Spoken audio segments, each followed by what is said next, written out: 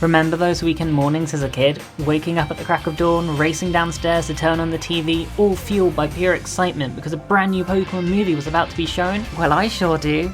The day I first got into Pokemon was nothing short of magical, or at least that's how I remember it anyway. It was in 2008, and the very first episode of Diamond and Pearl had just aired on CITV, and let me tell you, it was love at first sight. Every morning before school, I'd be glued to the sofa, watching Ash and Pikachu's latest adventure. But then one fateful October day, CITV dropped an announcement that changed my world forever. On October 26, 2008, they were going to air a Pokemon movie. Now this was groundbreaking information for little me, because up until that point I had no idea Pokemon even had movies. I thought the show was it. My tiny brain simply could not handle the idea of a feature-length Pokemon adventure. For the next 2 weeks or two, it was all I could think about, and after waiting impatiently for more than a week, the day had finally arrived. At exactly 9:25 AM, I was in position, ready for the most important television event of my childhood life. And oh my Arceus, did it deliver. I got to see new Pokemon I'd never even heard of before, like Darkrai and Licky Licky. I saw Ash, Brock and Dawn in stunning high definition, teaming up with new friends, and Team Rocket was there, doing Team Rocket things. But the part that really stuck with me, there was this incredible banger of a song near the start of the movie.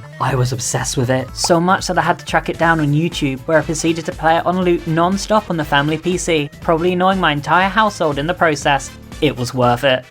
But then, just like that, it was over. The film had finished. I remember sitting there feeling kind of empty, not because I didn't love it, but how dare you only be 1 hour and 30 minutes? I need more! Luckily I didn't have to wait too long, because exactly 1 year later, CITV announced that on October 25th, 2009, they would be airing a brand new Pokemon movie, Giratina and the Sky Warrior. And boy was I ready. At this point, I was already completely obsessed with Pokemon. But this movie sent me into absolute overdrive. It introduced me to even more amazing Pokemon like Shaman, Giratina and Regigigas, who quickly became one of my favourite legendaries because of the cool sounds it made. I mean, how can you not love this guy? But the one thing that stuck with me the most from this film was the reverse world. Yeah, that kind of messed me up. Despite how cool looking it was, it generally made me nervous around mirrors for a good while after, as a part of me was convinced I'd somehow get sucked in like they did in the film. Thanks Pokemon, now it's not only Doctor Who I have to worry about giving me new fears.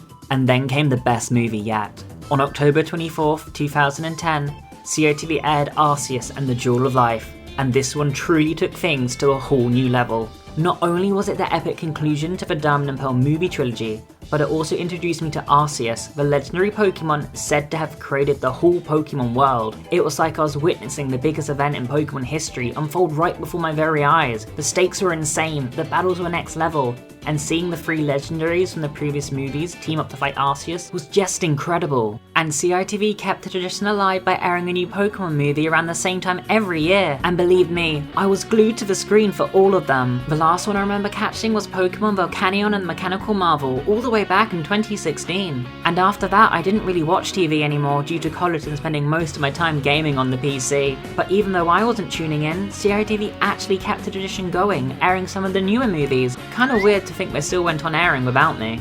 I also remember watching the Hoenn movies whenever they'd be shown on CITV, but when it came to the older movies, now those were like trying to find a shiny Pokemon at full odds. Hard to find, but so rewarding when you did. My quest for them took me all over the place. I begged my mum to buy me Mewtwo Strikes Back from a Toys R Us, RIP, gone but never forgotten. Pokemon the Movie 2000 and Pokemon 3 Spell of the Unknown were lucky finds at an HMV. Pokemon Forever? That one was a complete fluke.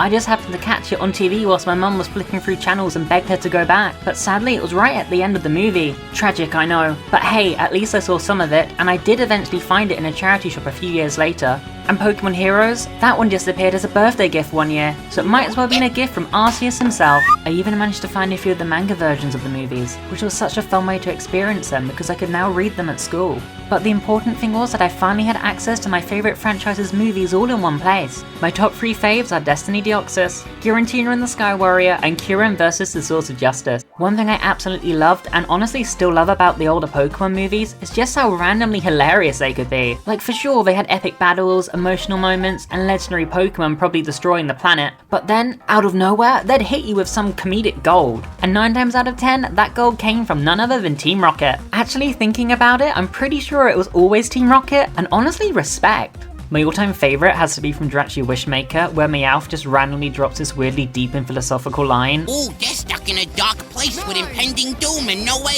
out. That's sounds like my life. Like, excuse me, I wasn't ready for an existential crisis of my future life. And then not long after, in the same film, we get this absolutely legendary scene where Jirachi just gives May the biggest L I've ever seen. That's it! Jirachi, get rid of the problem! Get rid of problem? Okay.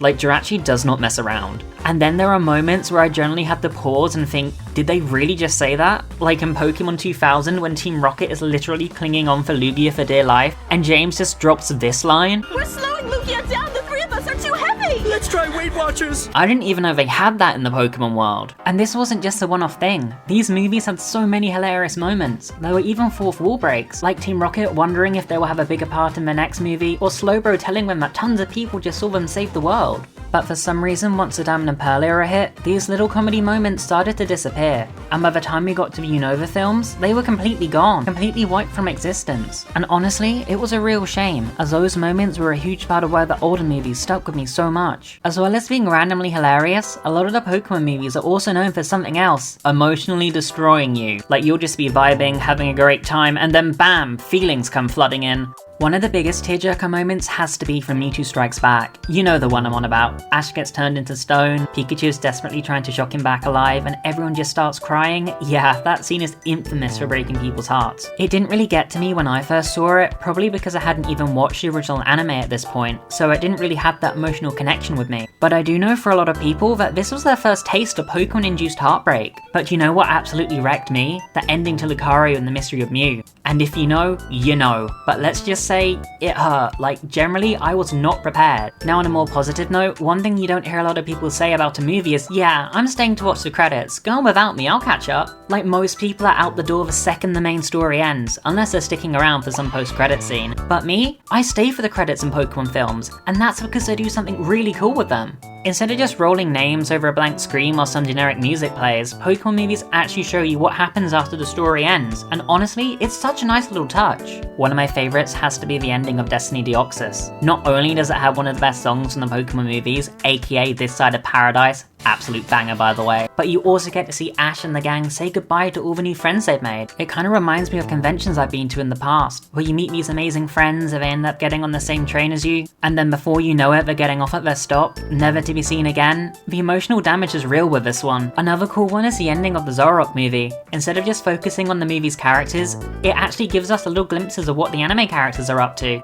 And honestly, I vibe with Zoe, just chilling in a log, avoiding the rain with her Glameow. So I've talked about a lot of things I love in these movies, but oh boy, there's a lot of things I don't love. Specifically the newer ones. And by newer, I mean anything after 2016. Yeah, I said it. My biggest issue with them, they don't tie into the anime anymore. Like, if you didn't already know, every single Pokemon movie up until 2016 was connected to the ongoing series at the time. Same companions, same Pokemon, it all fit together so perfectly. And then, for some reason, they just decided to throw it out the window. Now we've just got Ash running around on his own adventure in what feels like some weird alternate timeline where he never even left Kanto. And because of that, we never got Gen 7 movies set in Alola. None. Like, imagine Ash, Lily and the gang running into Marshadow and all the other legendary Pokemon and the Ultra Beasts in the full-length movie. That would be amazing, but no, apparently Kanto doesn't get nice things anymore. Now what we did get was fine. The first reboot movie was decent, but it just wasn't the same. Then we got The Power of Us, which I think was meant to be a new take on the movie 2000, maybe, I honestly don't even know anymore. But again, it was fine, just not the same without the anime cast. And then they decided to do a horrifying CGI remake of Mewtwo Strikes Back, and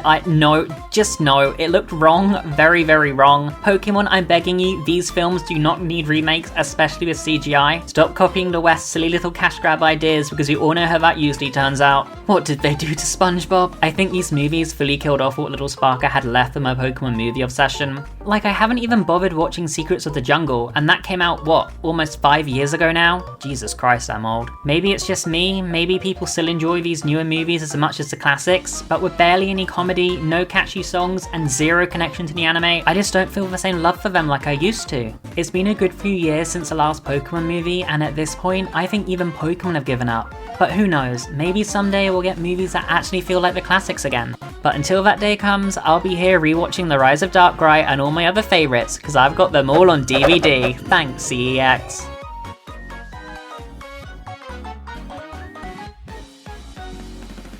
Thank you all so much for tagging along on this little nostalgia trip with me. Pokemon movies was such a huge part of my childhood, and back then they weren't as mainstream as they are now, so knowing a bunch of other Pokemon fans were watching at the exact same time in their own home like me was absolute magic. I feel like most people just rank or review these films, but I really wanted to share my own experiences instead, so hopefully some of you could relate, and feel free to share your own memories in the comments, I'd love to hear them. Once again, thank you so much for watching. If you enjoyed, don't forget to leave a like, and maybe even smash that sub button for more Pokemon content. Until then, I'll see you in this side of paradise. I must have lost 20 pounds so far. And you already lost your mind. And I'm losing my patience, so just shut up and keep pedaling.